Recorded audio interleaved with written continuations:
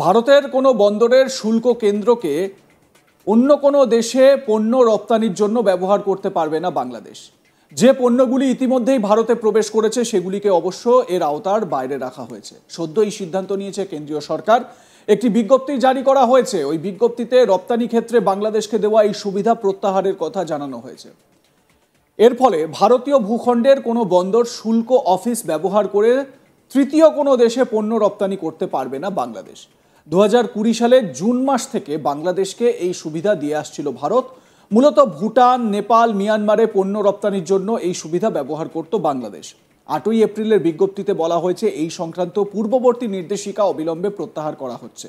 তবে যেসব পণ্য ইতিমধ্যে ভারতে প্রবেশ করেছে সেগুলিকে পূর্বের নির্দেশিকা অনুসারে ভারত থেকে বেরোতে দেওয়া হবে। বিদেশ মন্ত্রকের মুখপাত্র রণধীর জয়সওয়াল জানিয়েছেন, বাংলাদেশকে ওই সুবিধা দেওয়ার ফলে আমাদের দেশে মানে ভারতের বন্দর এবং বিমানবন্দরগুলিতে ভিড় বৃদ্ধি পাচ্ছিল। এর জেরে ভারতীয় সংস্থাগুলির রপ্তানিতে সমস্যা হচ্ছিল। সেই কারণে বাংলাদেশকে ওই সুবিধা দেওয়া বন্ধ করা হয়েছে। তবে এর জন্য ভারতের মাটি হয়ে নেপাল এবং ভুটানের পণ্য রপ্তানি করতে বাংলাদেশের কোনো সমস্যা হবে না বলেই মনে করা হচ্ছে। রণধীর জয়সওয়াল বিদেশ মন্ত্রকের মুখপাত্র কি বলেছেন শোনাবো আপনাদের।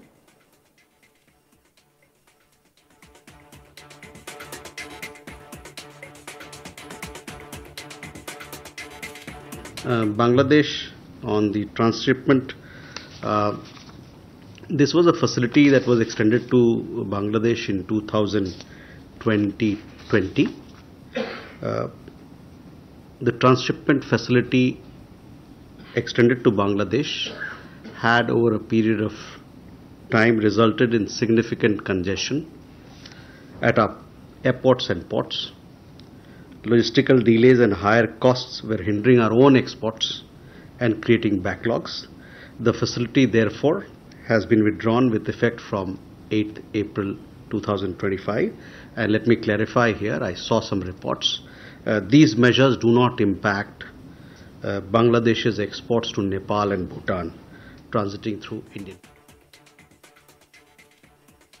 এ বিষয়ে আন্তর্জাতিক সম্পর্ক বিশেষজ্ঞ শুভাশিস ব্যানার্জি কি বলেছেন শোনাবো আপনাদের।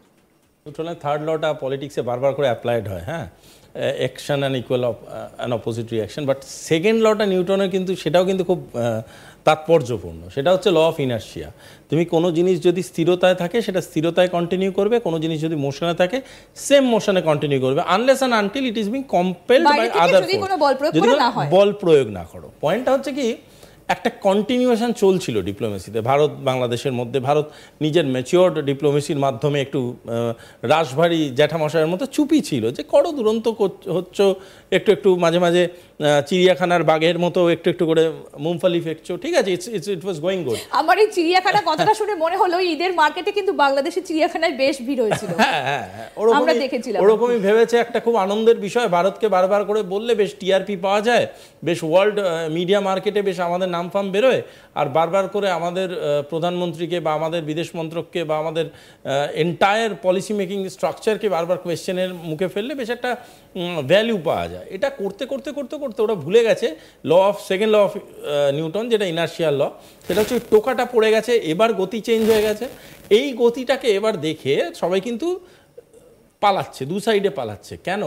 দেখো, একটা জিনিস বোঝার চেষ্টা করো, বাংলাদেশের একটা কথা বুঝতে হবে, there is a concept of horseshoe magnet. বারবার করে ওনারা চিকেন নেক বলছে, তো বলতে ভাল লাগছে, ডিপ্লোমেসিতে এক নতুন শব্দ সবাই শুনতেও পাচ্ছে বাংলাদেশে।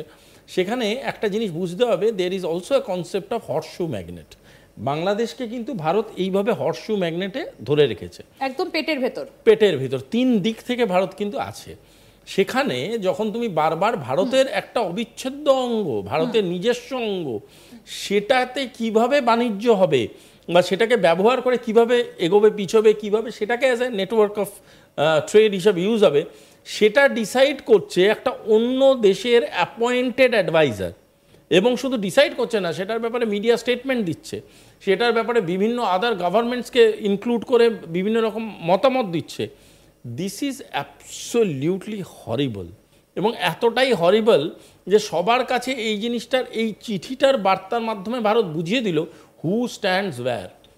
আমাদের ল্যান্ড, আমাদের টেরিটরি, আমাদের এয়ার, আমাদের water, who are you to decide. ব্যাপারটা অনেকটা এরকম, মানে আমি তোমার বাড়িতে কি খাওয়া দাওয়া হবে, ব্রেকফাস্ট হবে, লাঞ্চ হবে, ডিনার হবে, আমি আমার বাড়িতে বসে বসে বলছি ওর বাড়িতে কিন্তু এটাই আজকে খাওয়া হবে। তো হু আর ইউ, এই হু আর ইউটা তো আর ডিপ্লোমেসিতে এইভাবে বলা যায় না। আমরা তখন বলতেই পারি যে আজকে থেকে আমাদের যে নেটওয়ার্ক, ট্রেড নেটওয়ার্ক ছিল বা আমাদের যে টেরিটোরিয়াল নেটওয়ার্ক, তার সেটাকে ব্যবহার না করে আপনি ব্যবসা করুন। এবারও ব্যবসা করে দেখাক কিভাবে করবে। ভুটান থেকে যদি সেক্ষেত্রে সত্যি সত্যি বিদ্যুৎ আনতে হয়, কিভাবে আনবে? হাতে করে নিয়ে আসবে বোধহয় কোনো একটা পন্থা দিয়ে, আমি তো জানি না। কারণ সায়েন্স বলে, বিজ্ঞান বলে, বিদ্যুৎ তো এরকম কোনো একটা মাধ্যমে ট্রাভেল করবে, তাই না?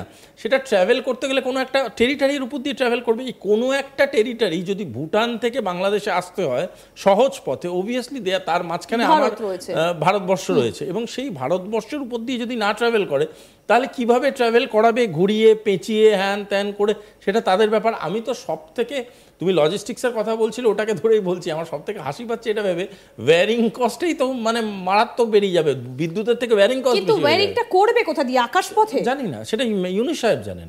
ইউনুস সাহেব যখন এই স্টেটমেন্ট, দেখুন আপনি নোবেল নিয়ে কথা বলছেন, আমরা যদিও প্রচুর প্রতিবেদনও পড়েছি, নোবেলের সাথে প্রচুর করাপশনে যুক্ত আছে, আমি সেই বিতর্কে যেতে চাইছি না।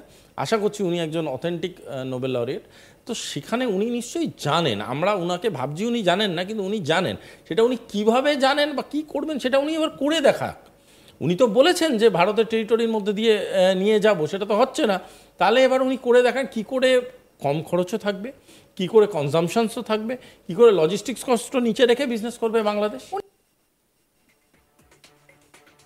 এবারে যে বিষয়টা এই আলোচনা থেকে অন্তত স্পষ্ট হচ্ছে যে বাংলাদেশ অন্য দেশে, বিশেষত নেপাল, ভুটান, মিয়ানমারের সঙ্গে যে রপ্তানি ব্যবসাটা করে বা আমদানি রপ্তানি যে বৈদেশিক যে দুটো দেশের মধ্যে বাণিজ্য হয়, সেই বাণিজ্যটা এবারে করবে কি করে? ভারতের মাটি তো বাংলাদেশের জন্য বন্ধ হয়ে গেল।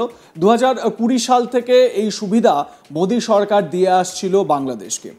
যদিও ভারতের বিভিন্ন ব্যবসায়ীরা, বিভিন্ন সংস্থা, তারা এর আপত্তি জানিয়ে আসছিল। এতে করে ভারতের ব্যবসা মার খেতে পারে বা ভারতের পণ্য সরবরাহের ক্ষেত্রে যে নির্দিষ্ট সময়, সেই সময়ের যে দীর্ঘসূত্রতা বা সে সময় যে লাগবে সেটা বেড়ে যেতে পারে। তো এই জায়গা থেকে ভারত কিন্তু বাংলাদেশের সেই সময় বন্ধুত্বের কথা ভেবেছে, এবং বন্ধুত্বের কথা ভেবেই শুধুমাত্র এই ডিসিশনটা সেই সময় নিয়েছিল।